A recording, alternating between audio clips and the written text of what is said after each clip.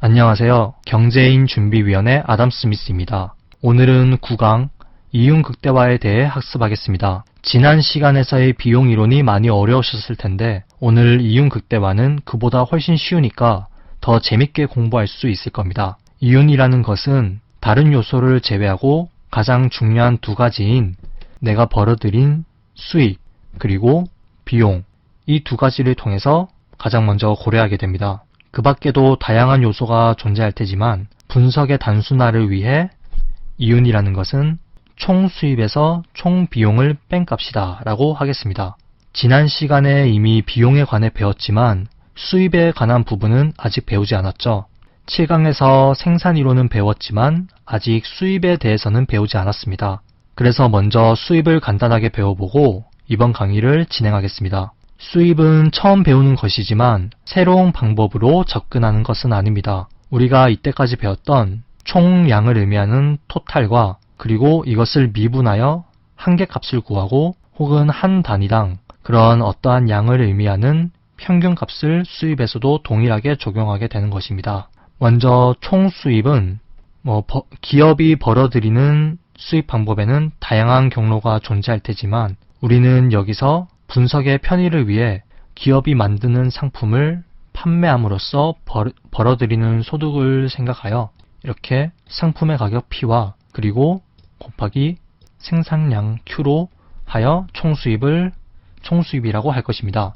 그래서 총수입은 이렇게 TR이라고 할 것이고요. 그리고 여기서 Q로 나누어 주게 되면 이것은 평균값이 되겠죠. 이것을 평균 수입이라고 합니다. AR이라고 할 것이고요. 그리고 총 생산과 총 비용을 공부할 때도 우리가 한 단위당으로 계산하기 위해 그때마다 수량으로 나누어 주었습니다. 우선 TP에서 L로 나누어 주게 되면 이것은 노동의 평균 생산이 되었고요. 그리고 TC에서 Q로 나누어 주게 되면 이것은 평균 비용인 AC가 되었었습니다. 이번에는 생산량 한 단위당 수입을 알아보기 위해 총 수입에서 Q로 나누어 AR이라는 평균 수입을 나타내는데, 그러니까 여기서 만약 총 수입인 P 곱하기 Q에서 Q로 나누어 준 값이기 때문에 평균 수입은 곧 P와 동일하다 라고 볼 수 있습니다. 그리고 한계 수입은 우리가 한 단위당 생산해서 판매했을 때 추가적으로 벌어들이는 수입이라고 할 수 있습니다. 한계라는 개념은 한 단위 추가했을 때라고 말씀드렸죠.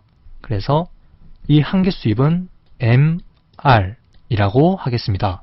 오른쪽 그래프를 보시면 일단 뒤에 가서 수요 곡선의 형태에 따라 총 수익 곡선이 어떻게 바뀌는지 알아보겠지만 여기서는 먼저 총 수익 곡선을 이런 모양이라고 가정해 보겠습니다. 이 점에서 한계 수입과 평균 수입을 봤을 때 평균 수입은 원점에서 이은 직선의 기울기가 됩니다. 만약 이 점에서 평균 수입을 구하자면 이렇게 점을 잘못 찍었는데 이 점이라고 하겠습니다. 여기서 평균 수입을 구하자면 이렇게 원점에서 이으면 되는 것이고, 그리고 한계 수입을 보자면 한계라는 개념은 접점에서의 기울기, 그렇기 때문에 접점에서 이렇게 기울기를 그리게 되면 이것이 한계라는 개념을 의미하는 기울기가 되겠죠. 여기 왼쪽과 오른쪽에 그래프가 있습니다. 우리가 생각하는 수요 곡선이 우하향한다고 알려져 있는데 그것은 이때까지 소비자가 인식하는 수요 곡선을 배웠던 것입니다. 우리는 소비자가 인식하는 수요 곡선과 기업이 인식하는 수요 곡선을 구분해야만 합니다. 개별 소비자가 인식하는 수요 곡선은 대체 효과와 소득 효과에 의해 도출됐었죠. 하지만 기업이 인식하는 수요 곡선은 경쟁의 정도에 따라 모양이 달라집니다. 이제 앞으로 배울 시장 이론에서도 등장하겠지만 완전 경쟁 시장의 경우에는 직면하는 수요 곡선이 수평의 형태로 나타내게 될 것이고, 그리고 독점 기업의 경우에는 수요 곡선이 이렇게 우하향하는 형태로 도출될 것입니다. 우선 먼저 기업이 직면하는 수요 곡선이 수평인 경우를 먼저 보겠습니다. 이 경우는 이제 기업이 주어진 가격으로 상품을 얼마든지 팔 수 있는 것입니다. 이미 가격이 이렇게 일정하게 주어져 있기 때문에 만약 이 상태에서 기업이 가격을 올리게 되면 자신의 판매량이 0이 될 것입니다. 기업의 가격이, 상품의 가격이 P로 주어져 있으니 한 단위당 수입도 이렇게 AR도 가격과 동일하게 될 것이고, 그리고 한 단위 추가로 생산하면서 벌어들이는 MR 또한 가격 P와 동일하게 되는 것입니다. MR이 일정하기 때문에 총 수입 곡선의 형태도 이렇게 우상향하는 직선의 형태가 되겠죠. 판매량이 증가할수록 총 수입도 일정하게 비례적으로 상승하게 되는 것이니까요. 그렇기 때문에 원점에서의 기울기 그리고 접선의 기울기인 AR과 MR도 동일하게 되는 것입니다. 그런데 기업이 직면하는 수요 곡선이 이렇게 우하향하는 경우를 보자면, 이때는 기업이 추가적으로 판매를 하기 위해서는 가격을 인하해야겠죠. 이해를 돕기 위해 수식과 함께 보겠습니다. 만약 이런 수요 곡선이 A-BQ라고 할 때 여기서 총 수입을 구하게 되면 가격 P에 곱하기 Q를 하여 총 수입을 구할 수 있다고 말씀드렸죠. 그래서 총 수입 TR을 구해보자면 AQ-BQ 제곱이 되겠죠. 여기서 AR을 구한다면 어떻게 구한다 했죠? 여기서 Q로 나누어주면 되는 것이기 때문에 A-BQ, 이것은 가격과 동일한 값을 가지게 됩니다. 그런데 MR을 구하게 된다면 MR은 총수입 TR에서 미분을 하는 값이기 때문에 이것을 미분을 한다면 A-2BQ가 되는 것입니다. 여기서 P와의 차이점이 보이시나요? 기존의 수요 곡선이 P는 A-BQ였는데 BQ 앞에 2가 붙었습니다. 즉 수직 절편은 동일한데 기울기가 2배인 상황이 되었습니다. 그렇기 때문에 그려보자면 이렇게 수요 곡선의 아래쪽에 위치하는 우하향하는 직선이 되겠죠. 그래서 이 경우에 총수입 곡선을 그려보자면 이렇게 되는데요. 한계값이 접선의 기울기라고 말씀드렸습니다. 자, 여기서 이 점에서 MR은 0이 되기 때문에 총수입 곡선의, 이게 총수입 곡선이고 총수입 곡선의 접선의 기울기 또한 이렇게 0이 되는 것입니다. 그래서 여기 MR 값이 0이 되는 부분에서 총수입 곡선은 최대를 찍고 이후에는 MR 값이 마이너스가 되기 때문에 여기서부터는 마이너스가 되죠. 여기서부터는 이제 총수입이 점차 감소하는 구간이 되는 것입니다. 여기서 어떻게 이렇게 총수입 곡선이 이런 모양을 가지게 되냐면, MR은 총수입 곡선의 접선의 기울기인데 만약 편의를 위해서 여기가 5, 3, 2라는 구간 수치를 가진다고 할 때 판매량이 늘릴수록 이렇게 판매량이 점차 늘어갈수록 MR 값은 작아지게 됩니다. MR이 TR의 접선의 기울기이기 때문에 이렇게 접선의 기울기를 보자면 처음에는 가파르다가 점차 완만한 형태가 되죠. 기울기 값이 작아지는 것을 볼 수 있습니다. 그렇기 때문에 총수입 곡선인 TR의 모양은 이런 형태가 되는 것입니다. 총수입과 한계수입을 가장 잘 이해하기 위해서는 쉽게 학습하는 것은 바로 표를 통하여 직접적인 수치를 통해서 배우는 것입니다. 한계수입은 한 단위 추가로 판매할 때 벌어들이는 수입의 증가분이기 때문에 판매량이 1개일 때는 총수입은 똑같이 2가 되고요. 그리고 판매량을 2개 판매했을 때는 2개 판매할 때는 이제 한계수입이 4로 늘어나기 때문에 총수입은 기존의 2에서 4를 더한 6이 되고요. 그리고 3개 판매할 때는 한계수입이 5기 때문에 총수입은 11. 그리고 4개를 판매할 때는 이제 총수입은 한계수입이 0이기 때문에 총수입은 이전과 동일하게 되죠. 그래서 동일하게 11이 되고요. 하지만 이제 그 다음부터는 한계수입이 마이너스 2가 된다면 총수입은 오히려 감소하는 현상이 발생합니다. 하지만 기업이 바보가 아닌 이상 총수입이 줄어드는데도 생산을 계속할 리는 없죠. 바로 다음 페이지에 유용한 공식과 함께 더 자세히 알아보겠습니다. 이게 그 유명한 아모로소 로빈스 공식입니다. 이것은 이제 탄력성과 그리고 한계 수입을 분석하는 데 있어서 상당히 유용하게 활용되는 그런 공식입니다. 수식 도출부터 먼저 해보겠습니다. MR은 우리가 배웠을 때 한계 수입은 총 수입 TR에서 Q로 미분하는 것이라고 말씀드렸죠. 아모로소 로빈스 공식에서는 가격 P로 미분하는 방법도 물론 있지만 일단은 판매량 Q로만 미분해 보겠습니다. 여기서 TR은 아까 뭐라고 말씀드렸죠? TR은 가격 P의 생산량 Q를 곱한 값이라고 말씀드렸습니다. 여기서 미분 공식을 모르시는 분들은 학습을 미리 하셔야 되는데요.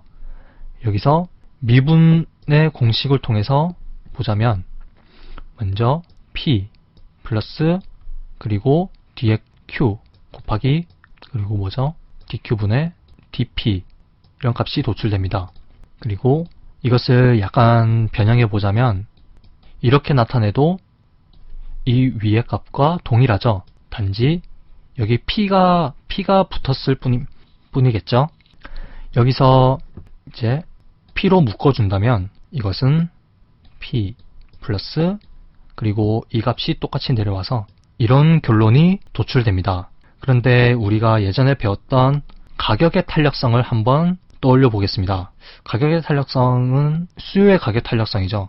수요의 탄력성을 한번 떠올려 보자면 여기서 dp분의 dq라고 말씀드렸습니다. 여기서 이 부분과 가격 탄력성이 약간 미묘하게 닮아 있지 않나요? 자세히 보시면 여기서 만약 이 가격 탄력성을 역수를 취한다면 이 가격 탄력성에서 역수를 취한다면 이것은 이런 값이 되겠죠.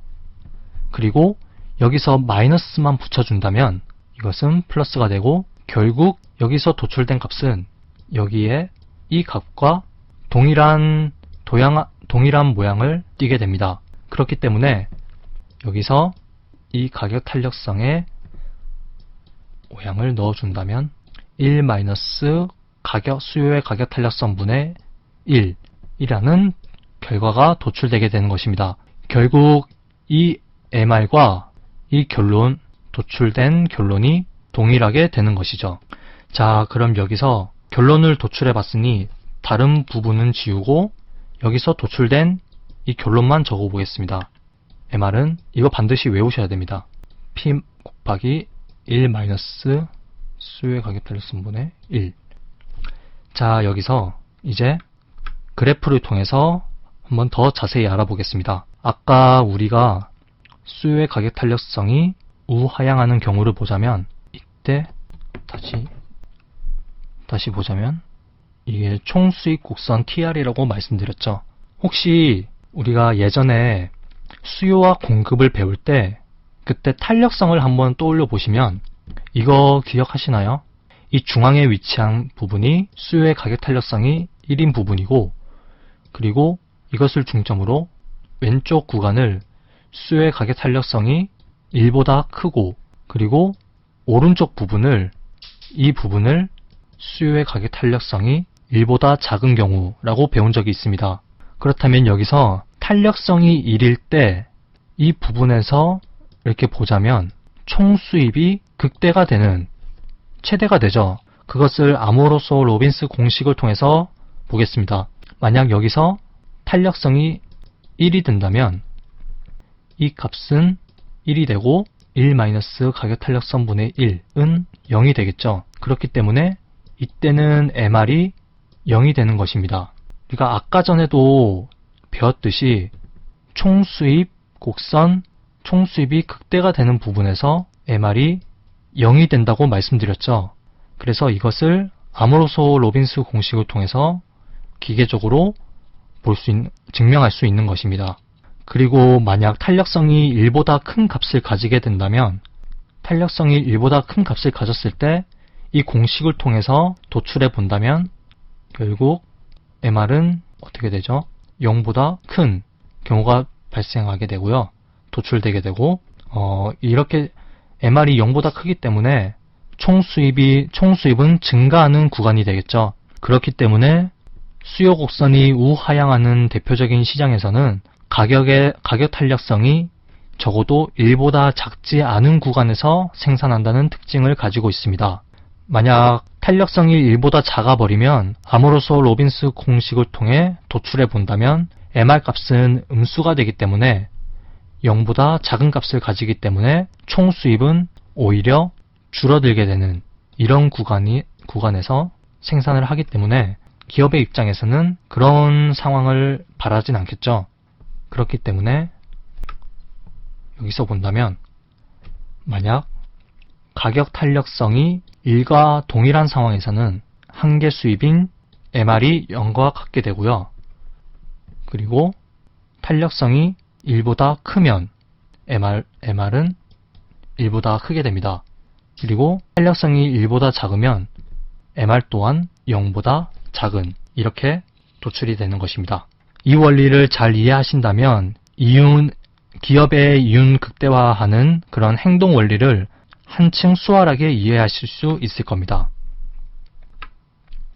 이게 방금 전까지 설명한 사항들을 정리한 표입니다. 어렵지 않은 원리니까 꼭 학습하시기 바랍니다. 암기해 놓으면 더 수월하겠지만 이해만 하더라도 웬만한 문제들은 쉽게 풀 수 있을 겁니다.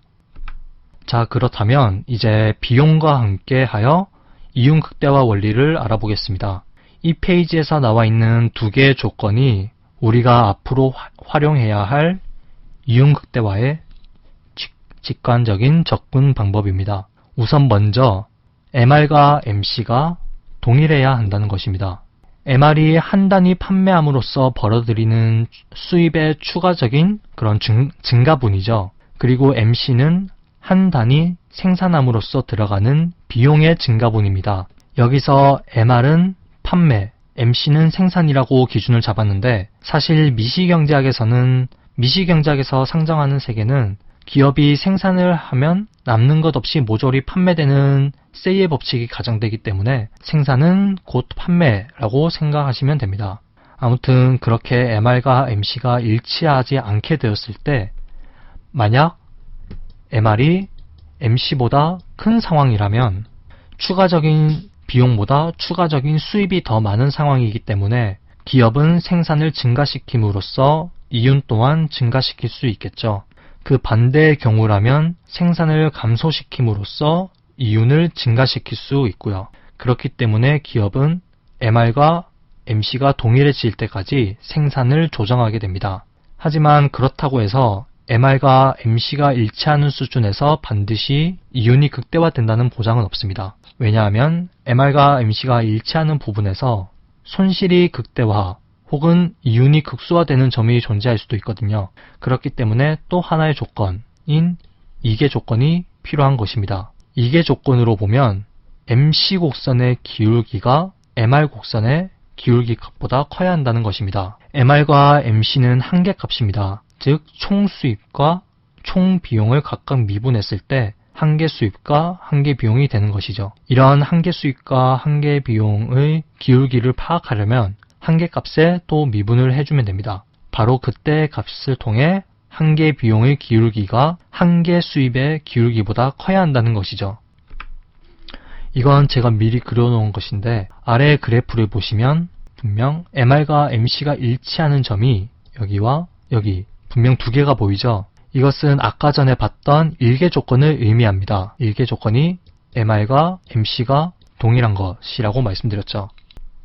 하지만 위에 총량으로 본 그래프를 보시면 분명 두 부분에서는 총 수익과 총 비용의 간격이 극대화되는 부분이긴 하지만 사실 이 부분이 극대화되는 것처럼 보이지만 일단 여기가 극대화된다고 가정을 했을 때 이렇게 본다면 이렇게 이 두 극대화되는 부분에서 그 양상이 다르다는 것을 알 수 있습니다.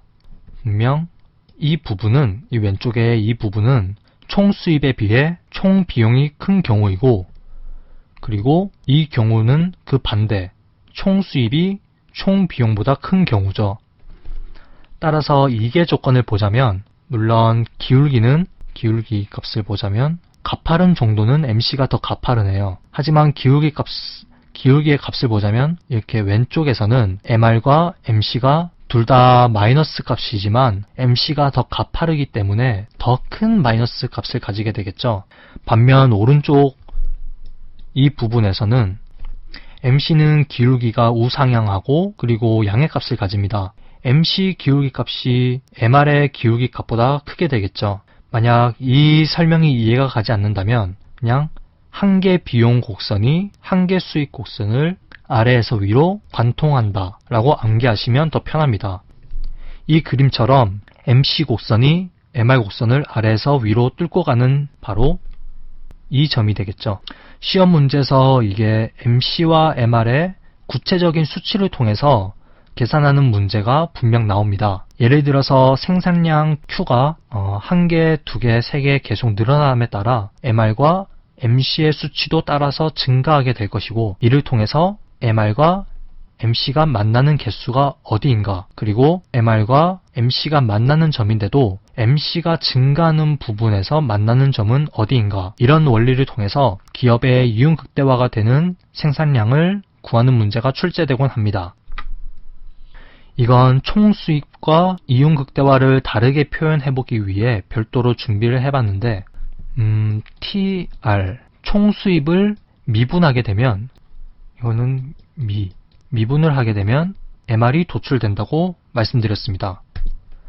그리고 이 총수입, 한 개 수입을 적분을 한다면 바로 총수입이 되는 것이죠. 그렇기 때문에 여기 MR의 아래 면적을 구하게 된다면 이것은 바로 총수입이 되는 것입니다. 참고로 하나 더 추가해서 설명을 하자면, 단기에서 MC의 아래 면적을 구하게 된다면 이것은 총가변 비용이 도출됩니다. 왜냐하면 단기에는 고정 비용이 존재한다고 말씀드렸죠. 단기에는 TFC가 존재합니다. 총 고정 비용은 이제 상수이기 때문에 그것을 미분을 해봤자 한 개 고정 비용이라는 것은 여기 0이 되기 때문에 고려하지 않는 대상입니다. TC를 미분하는 것과 TVC를 미분하는 것은 동일하게 MC가 되는 것입니다. 하지만 만약 여기서 TFC 총 고정 비용이 0인 상황이라면, 만약 이게 0이 된다면 TC는 곧 TVC가 되겠죠. 이런 경우에는 MC 아래 면적을 구하게 된다면 총 비용인 TC와 다름없게 됩니다. 왜냐하면 총 고정 비용이 존재하지 않는다면 총 비용은 전부 총 가변 비용으로만 이루어져 있을 테니까요. 적분까지 얘기를 하니까 사실 이것까지 알아야 하나 라고 생각하시는 분들도 계실 텐데, 사실 지금 배우는 단계에서 우리가 기초경제학에서는 적분을 쓸 일이 없을 테니까 그 부분에 대해서는 너무 걱정하지 않으셔도 되고요. 이건 단지 이해를 돕기 위해 별도로 마련한 부분이니 참고만 해주시면 좋겠습니다. 자, 오늘은 여기까지 수업을 마치도록 하고 이로써 생산자 이론의 진도는 모두 종료되었습니다. 다음 시간부터는 더 재밌는 시장 이론에 대해 학습해 보겠습니다. 감사합니다.